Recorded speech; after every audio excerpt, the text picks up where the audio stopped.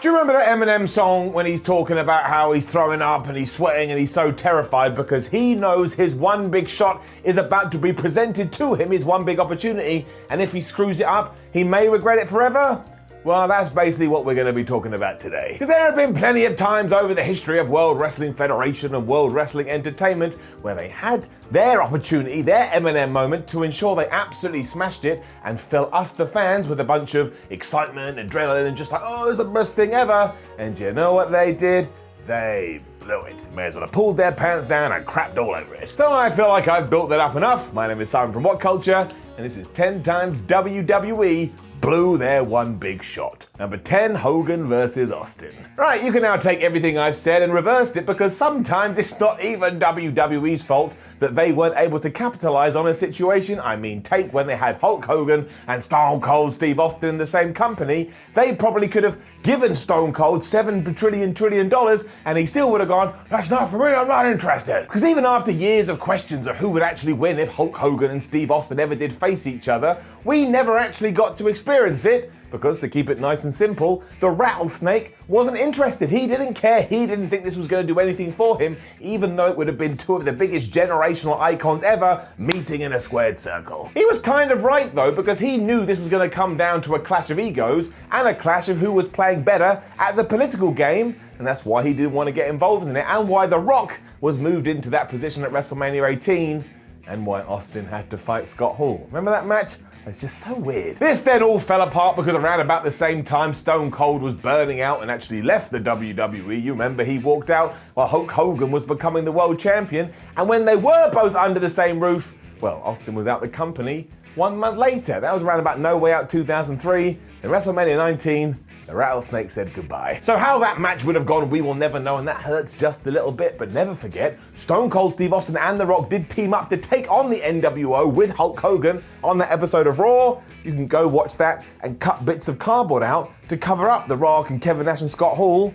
And then you can just pretend. Number 9, Kurt Angle's son. Do you remember this? It is even weirder looking back now when Kurt Angle walked down the aisleway, got into the ring, took a microphone and said, I want to tell everybody that my secret illegitimate son, or whatever the hell it was Jason Flippin' Jordan. And this was even stranger because Jason Flippin' Jordan's tag team partner was one Chad Gable, who also used to be an Olympian wrestler, so most of the fan base of World Wrestling Entertainment was like, well, why don't we just make it him? Because that one actually makes sense. And really that was the answer, because yes, at one point, this was meant to be the plan. Gable was going to get a huge push by teaming with Kurt and I guess becoming a modern day Team Angle. And yeah, once again, you could look for the logical reasons to do this. They kind of wrestled the same and they kind of looked like each other, I suppose. Why the hell not? When it was clear that the WWE Universe had worked this out though, Vince McMahon did one of his traditionals 180 and went, well, if everybody has figured it out, we should come up with the strangest thing we could do.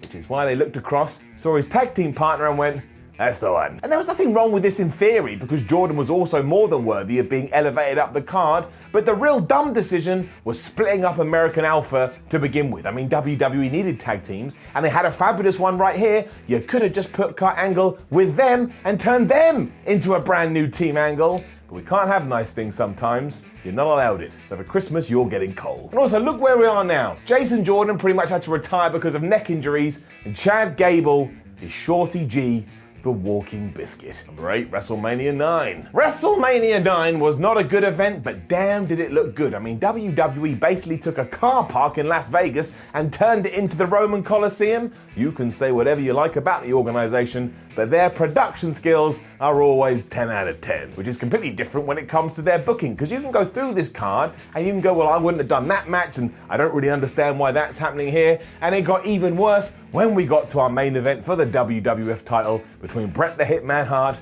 and Yokozuna. Because feeling like he couldn't rely on anybody but Hulk Hogan, who had just returned to the company and seemed to be in a mid-card position when he started a tag team with Brutus the Barber Beefcake, as soon as Yokozuna had beaten Bret Hart, out came the Hulkster, demanded he got a shot at the title, and he won in around about 10 seconds.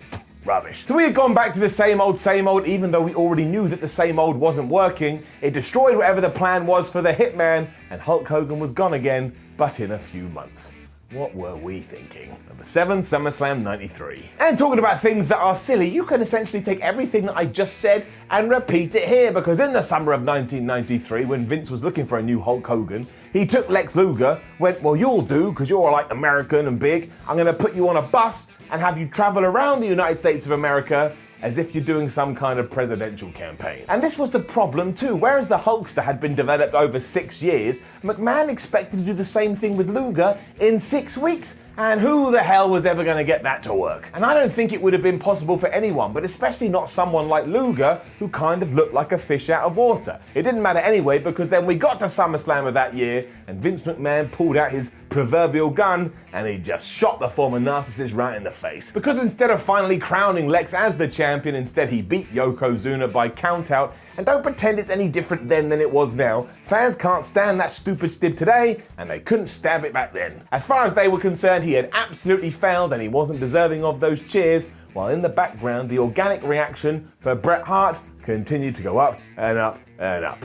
Even then though, they weren't able to capitalize on that either, at least for a little bit. Number 6, Damien MIZDOW and whatever that was. 2015 was all set up for the former Damien Sandow, now Damien MIZDOW, to break out and become something of a star, because teaming up with The Miz and being his stunt double and aping his every mood had made him one of the most popular characters on the entire roster in front of the WWE universe. And surely this was all going to culminate at WrestleMania. Everybody just wanted to see The Miz have his ass kicked because he had just been such a dick towards Damien, which is why when they were both put in the Andre the Giant Memorial Battle Royal, we thought, okay, it's not as good as a singles bout, but we'll take whatever we can get, which is why when Damien grabbed The Miz and threw him out and finally revolted back against his boss, it was a feel-good moment for the ages, until the Big Show then popped up and got rid of Damien MIZDOW and won. So the payoff there lasted around about 7 seconds, meaning surprise, surprise, WWE had already made up their mind about what they wanted to do with MIZDOW, so they just went, let's have the Giant win instead. And it's not like this started a brand new push for Big Show. He was in the exact same position as he already had been, and do you know what MIZDOW was doing, or Sandow, whatever, was doing a few weeks later? He was pretending to be the Macho Man. Beggars belief. Number 5, WWE Evolution. Or WWE Evolution 2 to be precise. Because when it was first announced that WWE was going to run its first ever all-women's pay-per-view, there was a lot of excitement in the air, and after the fact, I thought they executed it very well. It was a feel-good show, and also it was a decent one. It seemed as if in 2020 we'd finally get this until the global pandemic came away and it ate all of our plans. But then when WWE announced that 7 days after SummerSlam, the second biggest event of the year, they planned to do another pay-per-view, everybody stroked their beards even if they were clean-shaven, and they thought, well, surely it's got to be a sequel to that. Because nobody in their right mind would just run another pay-per-view after they had done SummerSlam. But as we found out, we're all morons, we're all fools. This is actually going to be Payback, and as I say these words right now, nobody can figure the hell out what's going on. Maybe we're all missing a trick and we'll find out soon enough, but either way, we need an Evolution 2. It's a great way to take all the women in your company and ensure they take a step up the ladder,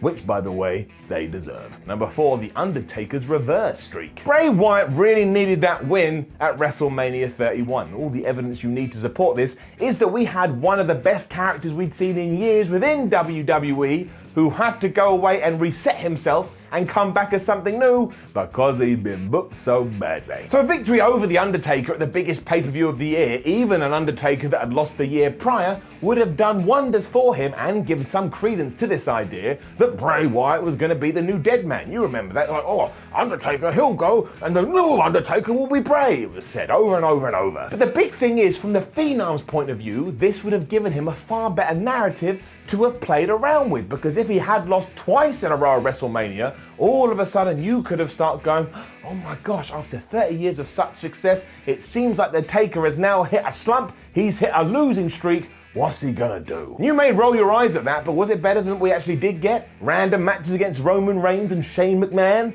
No, I don't think so. Talking of that clash with the big dog, if you had done that, you also could have billed the match with the stipulation on the line, and that would have added so much drama to proceedings, because let's face it, The Undertaker pretended to retire anyway. All of this does start with Bray Wyatt winning though, which is why we blew the moment. Number 3, Triple H versus Booker T. The 2003 feud between Triple H and Booker T still remains so baffling to this day, because besides being fueled forward by racism, which was not great and was not great at all, the answer to all of this, to justify it, seems so simple, and yet we went in the other direction. The saving grace would have been for Booker T to have absolutely mullered Triple H at WrestleMania, and then maybe we could have justified this, but we didn't do it. It also made no sense because the Showcase of the Immortals is meant to be the event where the good guys finally win and the bad guys get what's coming to them. You know what Vince McMahon says, oh well, we're here to put smiles on people's faces. Ain't no one smiling after this. It got even worse because after the pedigree, the game took about 67 years to crawl over to Booker and finally pin him,